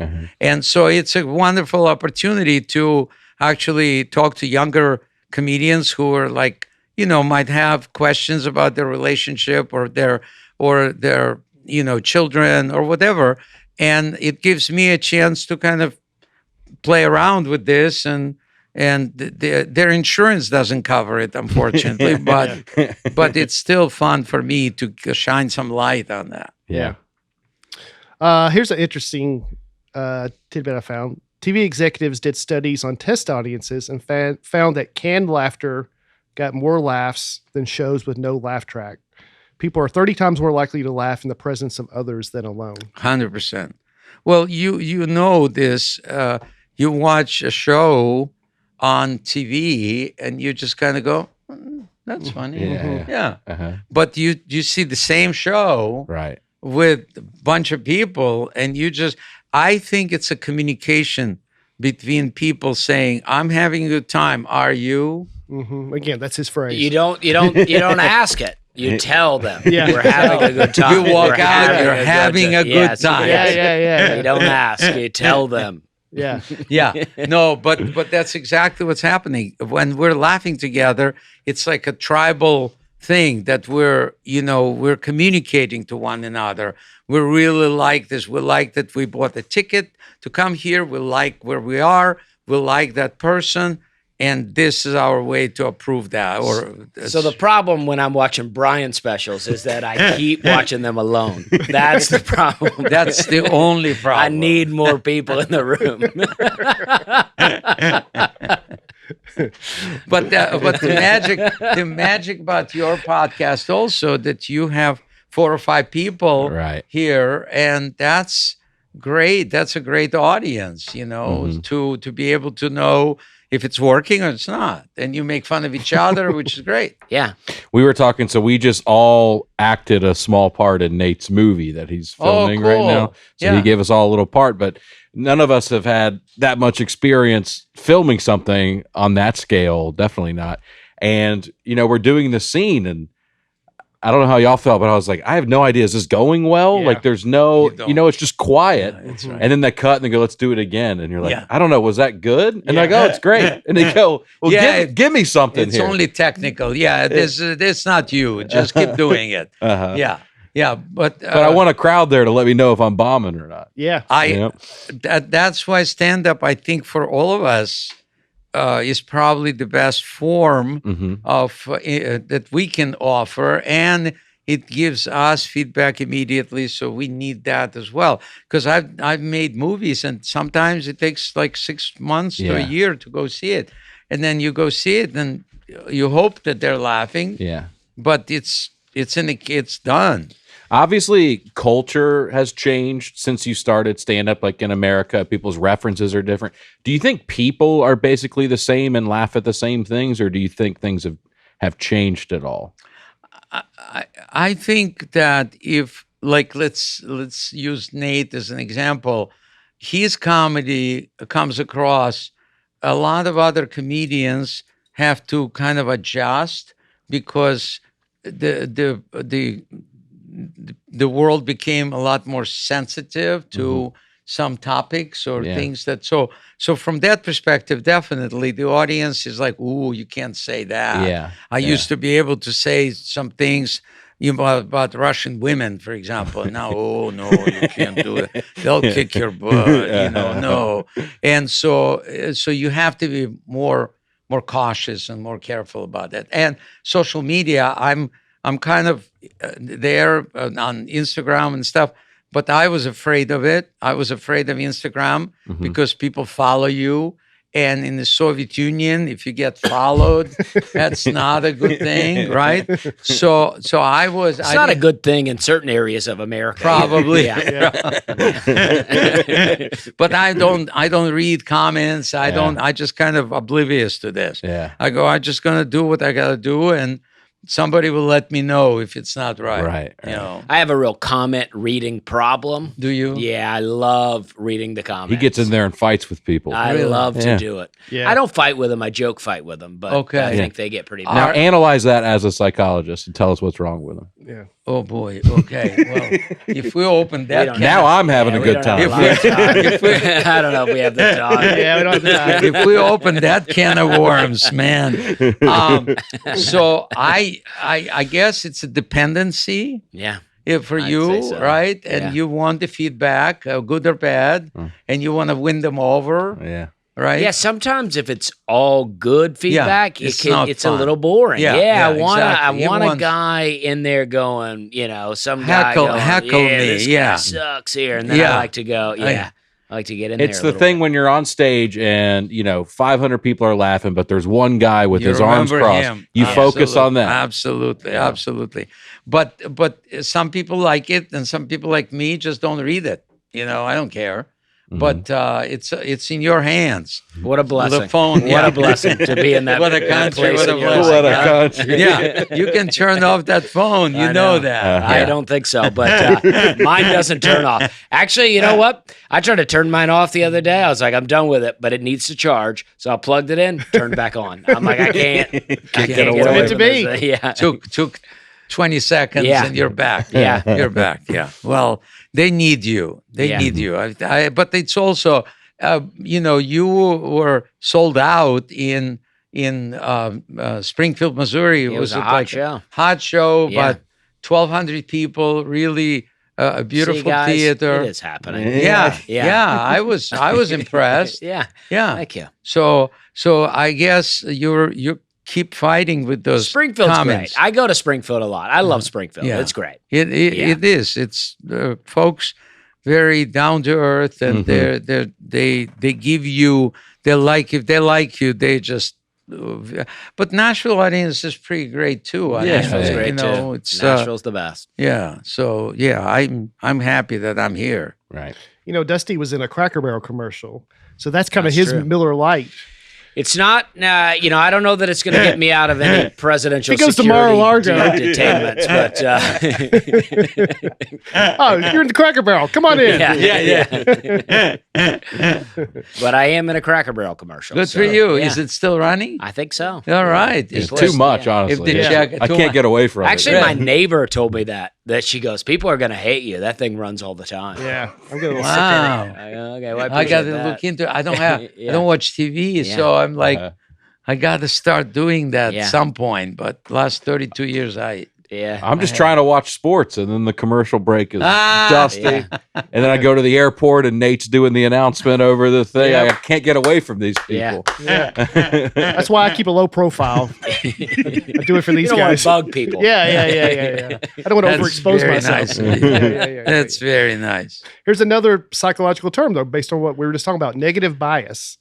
Our brains have something called negative bias that makes us remember bad news more than good news, which is why you quickly forget someone's compliment, but remember if someone says something insulting. To feel balanced, we need at least 5 to 1 good to bad. 100% right, and that's what the media is built on. The media, people, they understand our psychology. They understand that we're wired for survival, so we see danger first, and they feed on that.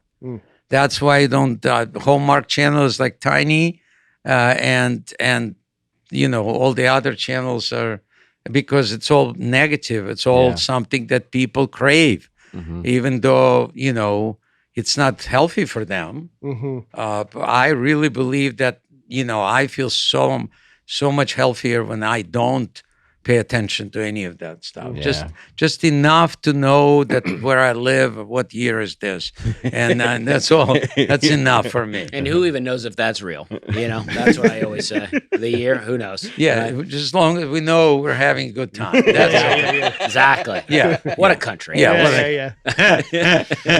The two most positive catchphrases Yeah. of all time. Right, Yeah. yeah, probably. All right, Dusty, here's another one right up your alley, I think. Reactants. This phenomenon called reactants. When people perceive certain freedoms being taken away, they not only break that rule, but they break even more than they otherwise would have. So if they tell you, like, you got to wear a mask on a plane, not only are you not going to wear the mask, you're going to smoke a cigarette Yeah. on there. Exactly. If people don't want to breathe, I'll help them not breathe. That's what I always say. You served. You're here to serve. Exactly. That's sweet. Yeah. Very nice. Beautiful. The Pygmalion Effect. Oh, I didn't know. I don't know what that. It basically says if you tell people they're going to do well and tell other people they're not going to do well, it'll often come true. And they told a group of teachers, these students have really high IQ, and they told other teachers, these students don't. And the ones that they told that about did do better because the teachers treated them differently. It makes a lot of sense. Yeah. I feel like I fell into the other side, when I was in school. It's like I was not getting a lot of positive feedback. I would never take an IQ test. And this is why. If I did well and scored really high, then for the rest of my life, I would think that I'm smarter and better than everyone. Right. And if I scored bad, I wouldn't even talk anymore. I don't even think I could do a podcast.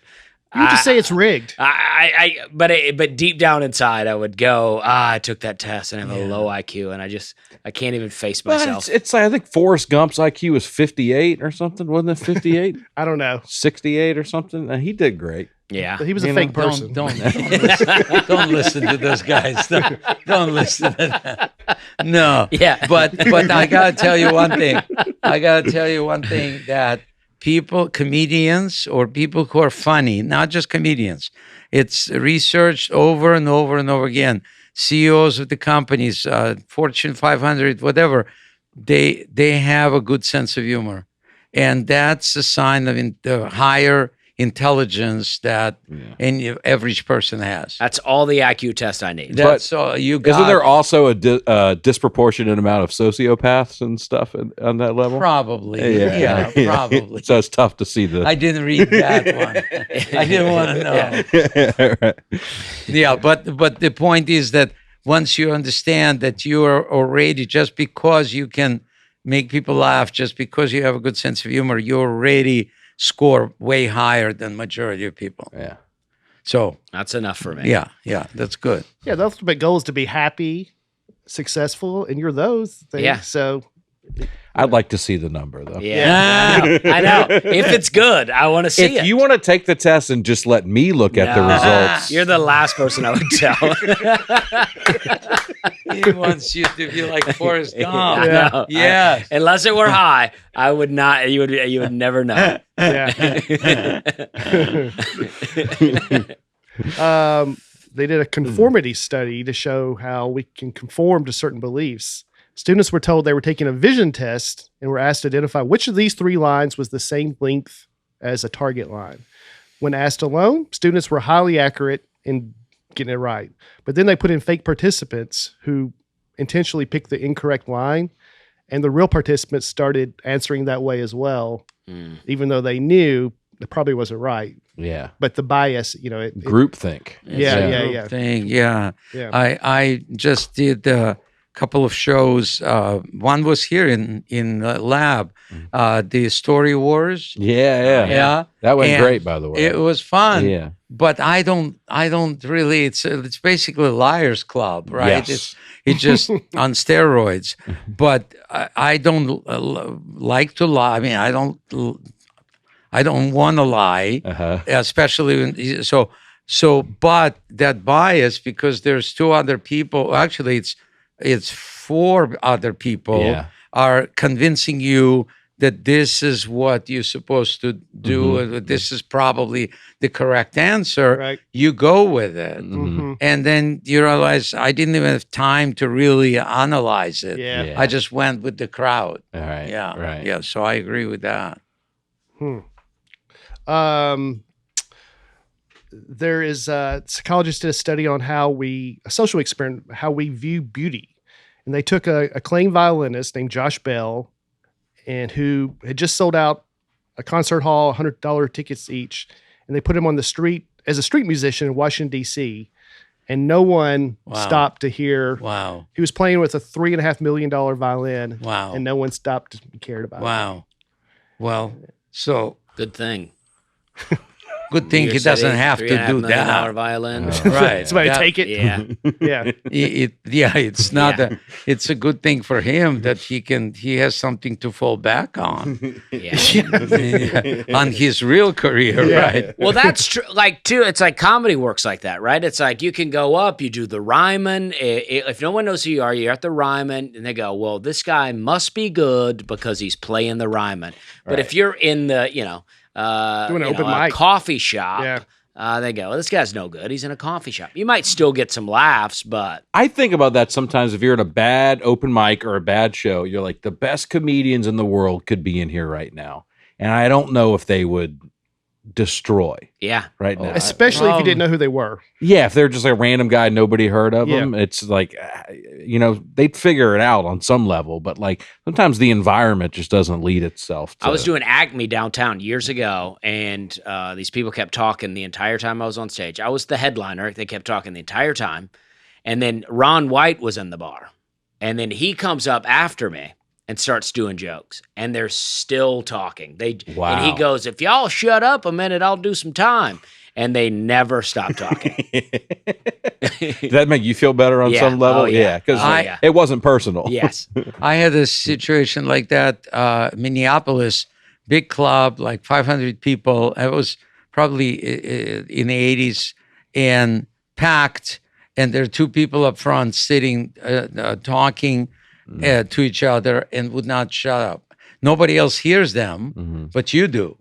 And so you can't really do the heckle line because nobody understands why. Yeah. What are you picking on people for? Right. So I said to the guy, I said, why don't you guys, you seem to like you're enjoying each other. So let me give you $100 so you can go home, have a bottle of wine and enjoy yourself. They would not shut up. Oh, yeah. No. And then the security start like coming to them and going, can you, no, didn't show up. They had to call the police. Wow. Yeah. The police came, they would not shut up. I said, you know what? I'm going to take a break because this is like during the show. Yeah, the police I'm gonna are in the room. Yeah. Yeah. Yeah, I go, take a break. When they're gone, then I'll continue. And that was dangerous kind of thing because the audience like could turn on you because they could go, oh, you sissy, you couldn't handle this, right? And so I walked out in the hallway. They had to handcuff those people. Wow. They would not leave. They did not want to leave. Handcuffed them, was taking them out. And the guy turns to me and says, can I still get that $100? Jeez. And I go, timing. Yeah. Yeah. So, Jeez. it made a great story. you know. Yeah. But I walked back on stage and people gave me a standing ovation. Yeah. Wow. I was going to say, by the time the police are there, I bet the rest of the crowd hated those people too. Yeah. Yeah. You've seen some crazy stuff in your career. I mean, stand-up comedy is, we think of, it's only been around for like 60 years or something. You've been here for almost all of it. Well, yeah. Vaudeville been here a long time. Yeah, Sure. I'm thinking It's more not- like yeah, modern not the stand-up. same. Right. Yeah. No, I was part of a lot of it from the early '80s to still doing it. So thank God for Branson to give me that place where I can continue to perform. Yeah. And not lose my shape and interest in it. Right. And And now you're hitting the road a bunch, right? You're I doing a am. bunch of dates all over. I'm excited about this. My wife is supportive, which is great. Uh-huh. We're expecting a baby. Yeah, that's amazing. Congrats. Thank you so much. August 10 Big time. is like 7 weeks from now. Yeah. Oh, wow. And she's still supportive of me being here and doing stuff what I'm doing. And so it will be interesting. She wants to do in-house birth. Oh, I support it. Yeah. I support it. Yeah, Did you do it? I for didn't you? do it, but I support it. Yeah. in the bathtub. Oh, I love it. That's what people So are doing. it's like scuba lessons instead of Lamaze. Yeah. I mean, it boggles my mind that, but she's like, okay, yeah, that's what I want to do. I go, okay, I'll hang in there, whatever. Yeah. So Is it her first kid? yeah, Okay. That's awesome. yeah, man. Congratulations. it's very exciting. She's excited. I'm excited. My kids, I have 32-year-old and 34-year-old, so they don't have kids yet. So we decide to get our own grandchild. Basically, we're just skipping a generation. Yeah. They're slacking off. Well, fine, we'll do it ourselves. Yeah. Yeah. So you got to. it's wonderful. I'm psyched. I'm doing Grand Ole Opry for the first time. I mean, it's just When are you doing the Opry for the first Wednesday. time? Oh, Wednesday. Yeah. Tonight. Oh, The tonight. night this comes Tonight. out. Yeah. All right. Tonight is the Big night. time. Ah, I love that. Yeah. Yeah. That's amazing. So I think we looked up Charlie McCoy's on there. Yeah, it's a Charlie good McCoy's it's a good great. Rhonda Good one. Vincent. Harmonica guy. Yep. Plays the Orange Blossom Special. Yeah. It's going to be good. Yeah. Do you know a lot about country music? Yeah. which country? Which I know that it's sad. A lot of things are sad. It's sad what's happened to it these days. I'll say Yeah. that. Is it really? No, it's more popular than ever. Is it? Yeah. Yeah. No, Branson is the country music after you guys. Yeah. This is like a lot of country music people. You there. probably can't get away from it out there in a lot of places. I don't. I mean, I actually country music was this my is great. favorite out of all the other music because it's slow. Rhonda Vincent, Yeah. Del McCoury Band, Randall King, Mandy Barnett. It's a good This is lineup. great. Yeah. It's a good lineup. Yeah. Yeah. So yeah, I could understand the lyrics of because it was slow. Sure. Okay. I could understand it. Yeah. Other songs I couldn't understand. I still don't. I would listen to old Kenny Rogers songs. Oh yeah. Just because they make sense. yeah. They're Great songs. there's like storytelling, right? Yeah. The Gambler. The Gambler or Lucille. I mean, it's Great songs. they're great songs. They have meanings. They touch you. Coward of the County. You ever hear that one? Yeah. Bit of a, bit of love a it. tough scene mid second verse, but it's good. Yeah. Somebody had to do it, Yeah, I right? guess so. Yeah. But yeah, I actually just my son was going for something, and I sent him that song because I said, promise me, son, not to do the things I've done, and so he said, "It's perfect timing, Dad. Thank you." Yeah. Yeah. So something cool about the Opry that I'm sure they'll tell you about when you're there. But the original home of the Grand Ole Opry was the Ryman, where you performed. That's how it was on the told, Nateland show. Yeah. So when they moved to what is now the Grand Ole Opry, they cut a circle from the original stage. Gotcha. And now when you go to the Opry stage tonight, you'll see there's a circle from the original stage. And then when you perform there, you get to step into the That's circle. so cool. So you stand where on all the great legends Johnny have stood. Cash Johnny and- Cash, yeah. Hank Williams, Dusty Slay, all the legends. have Brian stood Bates right and Aaron there. Weber. Yeah. Yeah. That'll Looking be awesome. Looking Yeah. forward to And it. how did it feel to be back on the Tonight Show after 40 years? Oh yeah, you were just on it. I was. It happened here again. I got this because of Brian Dorfman kind of squeezing me into that showcase because there was I've not. known Brian Dorfman a long time. He's never once put me on a show. Sounds like joking. you should move to Nashville. Yeah. Sounds like Nashville's That's what the he spot for said. you. Yeah. We were just talking about this a couple of days ago, and he was. He said, "Move to Nashville. This is a good day." I go, "Well, could I get 2,000 seat theater in Nashville? I don't think so." Yeah. And I'm kind of feel like a big fish in a small pond. I'm in Branson, 32 years. It's like I feel like remember that movie, It's a Wonderful Life? Yeah. Where he was trying to get out of there Yeah. every year, Uh-huh. and then he couldn't. And then, so the same way for me, I thought I'll be just for a year, just for a year, just for a year. 32 years. Yeah. Let's at least advocate for direct flights.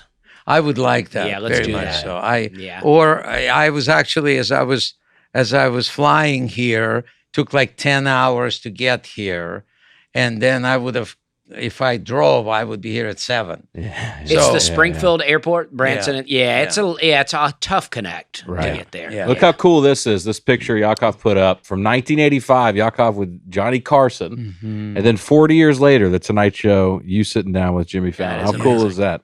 You look the same. You do. Thank you. Yeah, I grew up in Chernobyl, so that's what it was. But it's interesting. Yeah, it was amazing to. Jimmy was so sweet and respectful. Yeah. I did not expect that kind of welcome. Because I did not have. Jay didn't have me on, and Letterman didn't have me on, so I didn't really do any of that. Well, Letterman kind of had you on. Yeah, thank you. And there's my wife right there. Go back. Yeah. There we are. Ah. And Jimmy stood there for like 3 minutes talking to a baby in her womb. Wow. He was like saying, Uncle Jimmy's going to cheer you up when you are not feeling good. That just let me know. I mean, it was adorable. It was adorable. He's very nice. Yeah. Lucky to be able to do this, Yeah. Yeah, it's so Yeah. cool, man. Yeah. So I'm blessed that I am still feeling. I feel like I'm 35. I feel like that when I was on that Tonight Show, and now with the new baby, I'll probably have to feel like I'm 35. Yeah. Yeah. What a country. What a country. Yes. This is pretty awesome because next week's Independence Day, so we have the most American guy we can have. Yeah, completely. Yeah. I was sworn in as an American citizen at the Statue of Liberty ceremonies. Oh, really? Yeah, on July 4th, When they initially 1986. brought it over. No, I'm not that old. Come on. Chernobyl didn't even happen before that. No, but July 4th, what year? 1986. Oh, so you weren't an American citizen when you were on Johnny Carson. Yeah, that was 1985. In the beginning, I wasn't, Uh-huh. but then Yeah. I did 7 times. So Wow. yeah, so This then guy's not even an American citizen. He got on 7 times. What have I got to do? you just leave the country and try to come back in. Yeah. We've been trying to get him to live. I got to go to another country. Yeah.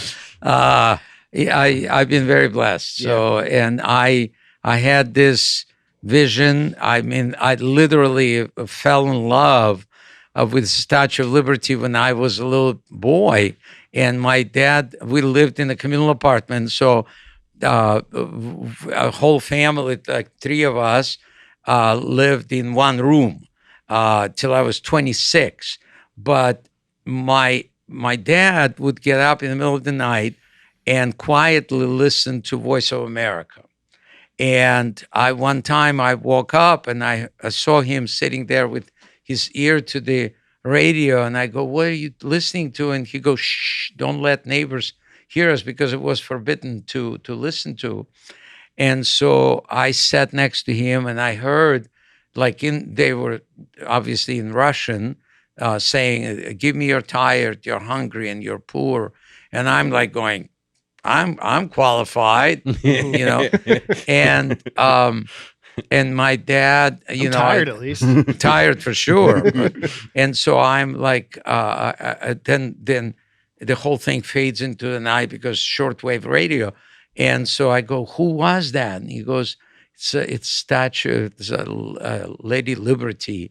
He said, she's like this tall woman standing in the harbor, holding a torch, waiting for people like you and me and your mother who might someday go to America. Wow. And so I had those visions, and then he told me about her, and I liked everything except she was green. I didn't know how to deal with that. Yeah. But as a child, I kept drawing pictures of her, and that was very, very important to do that as a Draw kid. that? Yeah, that was something I did that was a tough moment. That was when I when the 9/11 happened. Oh, okay. And this is Paul Harvey did the story about this. Yakov stared disbelieving at the television screen, knowing he'd be held forever after in the grip of that awesome scene. But Yakov's impressions were more personal than most. For the twin towers of lower Manhattan, now tumbling like sand castles, were themselves newly arrived when Yakov and his parents, near broke and speaking no English, first came to America, specifically to New York City, where icons like the Statue of Liberty and those shining towers held forth such exciting promise. And Yakov was an artist, an art professor. In his native Russia, in the days of Soviet repression, he knew the power of his craft to herald and to heal. And so immediately, standing otherwise helpless in the shadow of his adopted homeland's darkest day, at first mainly hoping to heal himself, Yakov began to paint. His vision was lower Manhattan, ominously smoldering after the towers fell, as seen from behind the Statue of Liberty, symbolic of the indestructibility of American ideals. Yeah. I mean, you even mentioned you're an incredible painter until right now. I mean, this looks unbelievable. Yeah, and it's worth probably finishing the story because your audience are going to go, wait. So what's the rest of the story? Sure. You know, Yeah. Because he was pretty good about. Yakov signed the painting simply with these words: "The human spirit is not measured by the size of the act, but by the size of the heart." Oh, yes, you know that painting. It was displayed as a huge mural, one as big as the building on which it was recreated, 135 feet wide and 200 feet tall, looming triumphantly over the ground zero site. His love letter to a city and a nation, his message of hope to the watching world. Its display had been financed with $100,000 out of the artist's own pocket. Wow. But there had been no press conference, not even an announcement. For Yakov's solitary stipulation was that he, as the mural's benefactor, remain utterly anonymous. For since he is worldwide recognized not for his art, but for his humor, Yakov Smirnoff had worried that somebody might laugh, might mentally picture the Russian-born comedian and recall his catchphrase, "What a country."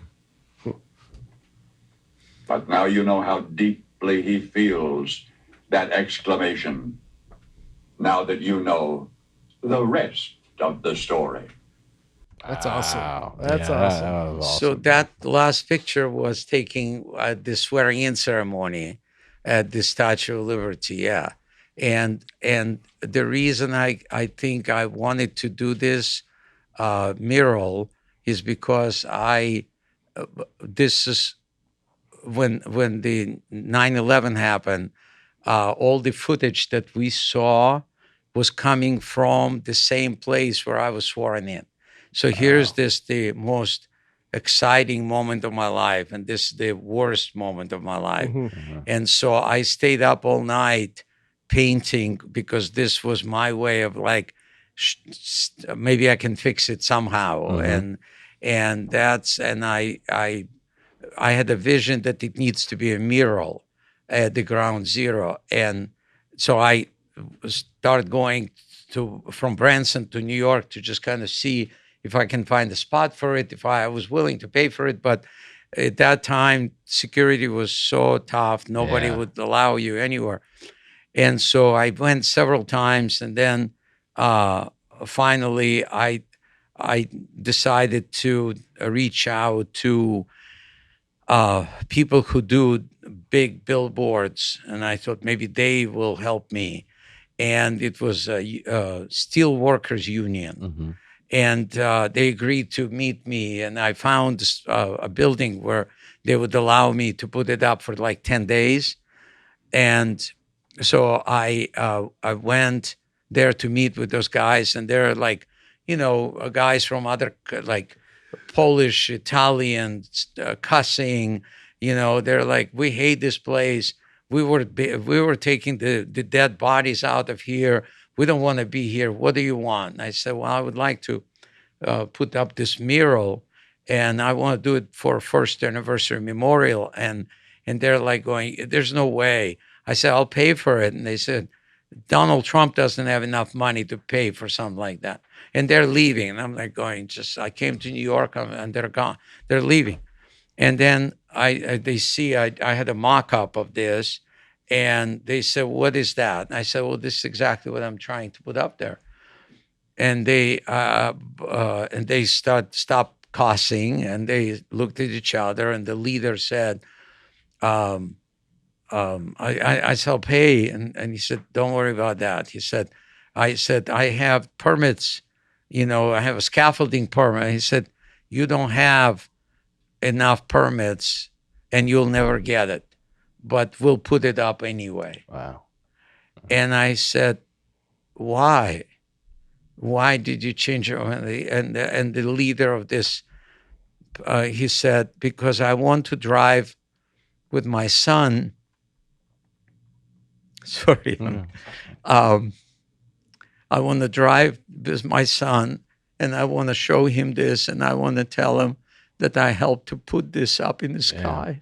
Yeah. And they were as good as they were. I mean, 50 people came 3 days before the anniversary memorial, and they worked for 12 hours, did not charge me a penny to do this. And they put it up, and then it was a little bit crooked or something. They went back up and they fixed it. So it was just that moment in life when you go, God wanted it up there, and I just helped that happen. Yeah, that's wonderful. That's incredible, man. What a great story. Well, thank you You're for sharing welcome. that story. Yeah, absolutely. Yeah, that's awesome. You're welcome. Well, yeah, you're incredible story. Yeah, this is a great story. This is very fun. Yeah. Good. I'm Yeah, glad. thanks for sharing the story. Sure, Yeah. sure. I'm happy to. So we end with promoting shows we got coming up. Yes. Tonight. Tonight at the Opry Okay, Land. yeah. And then it's just see everything I'm doing on Yakov.com, YAKOV.com, social media, all of this that I'm scared of. Yeah. It's Yakov _Smirnoff. And then come to Branson. I do shows every Wednesday. So this Wednesday I took off because I needed to be at the Grand Ole Opry. So Yeah. You should take off the week of August 10th. I already my schedule is clear. Absolutely. Yeah. And make sure you check out Comedy Couch too. A lot of great interviews on there. Yeah. I got to sit down and talk with Yakov Yes, for a while. that was but great. There's a lot of comedians who are friends of this podcast and comedians that we know you'd like. So be sure to check that out. Thank you. Yeah. Mhm. Yeah, I have fun doing it. July 6th, I will be at the Comedy Catch in Chattanooga. No, I'm sorry. July 6th, I will be at Good Nights Comedy Club in Raleigh, North Carolina. July 9th, I'll be at the Comedy Catch in Chattanooga. So that's a Sunday night and a Wednesday night. And I have a lot of church people that are fans of mine. They're like, oh, it's church night. Bring your church group. It's a clean show. Yeah, that's right. It's a That's clean right. show from Yeah. top to bottom. I know the openers. They're all clean. So Yeah. bring them all. Bring your pastor. And then July 18th and 19th, I'm at the Looney Bin in Tulsa, Oklahoma.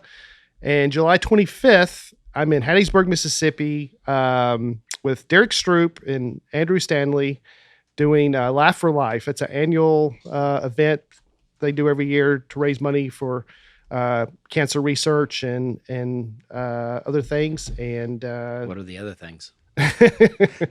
well, I guess Just maybe kidding. Just kidding. you called me out because I don't know. Yeah. I don't know, but I'll get back to you. But July 25th, Hattiesburg, Mississippi. I got a bunch of dates coming up the second half of the year. Chattanooga, Lowell, Arkansas, Phoenix, Denver, Atlanta, Huntsville, San Diego, Buffalo, Albany, Syracuse. I'm going all over. AaronWeberComedy.com if you want to come see me. The shows are hot and wet.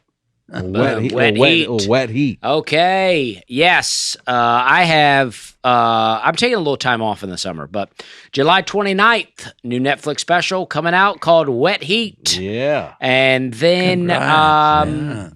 22nd of July, I'm here at Zany's. And the 25th of July, I'm in Las Vegas. So come check those Where out. in Las Vegas? I don't know if it's in. Thank you for calling him out here. too. Yeah, put it back on him. Well, I don't know. Right offhand.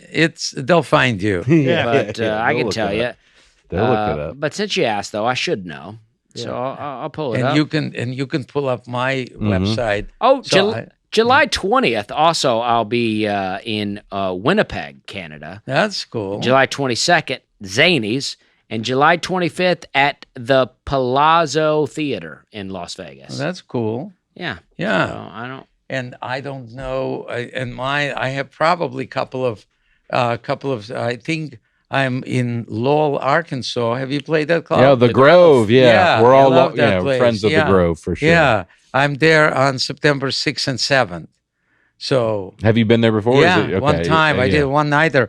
I loved it because he sold it out like 2 weeks before. That's great. And it was like, yeah, cool. I still can come out and do something out there, Big Yeah. time. not just be in Branson. And then I got a gig in Philadelphia. I don't think it's on my website yet because it just happened yesterday. So that's in October sometime, 17 and 18 of October. I'm in Philadelphia. Awesome. Good deal. Yakov, thank you so much for coming on, man. It was great Thanks to for talk having with you. me. Appreciate it, I buddy. had a great time. Yeah, you're the Thank man. you. What a Right. country. What a Thank country. you. We're having a good Thank time. you. Yes, we are.